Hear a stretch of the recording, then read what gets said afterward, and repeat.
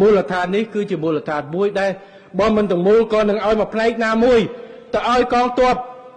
រំដោះប្រជាជនចិនដែលខ្មែរមិនអាចចូលបានដូចនៅប្រទេសខ្លះសូម្បីតែម្ចាស់ផ្ទះក៏បញ្ចុះខ្ញុំថាឥឡូវថ្ងៃនេះឃើញហើយអត់ទាំងមានលបងផងគ្មានផ្នែកណាមួយនៅក្នុងមូលដ្ឋានរៀមដែលកងទ័ពជើងទឹករបស់យើងនាធានរបស់យើងមិនអាចចូលបាននោះទេអញ្ចឹងគ្មានមកផ្នែកណាពួកគេថាដំបូងថាមូលដ្ឋានរៀមទាំងមូលម្ដងគេថាមកផ្នែកគេថានៅកន្លែងខ្លះគេមកស្បប្រាប់ថាអានេះបិទលបងចូលមិនអោយ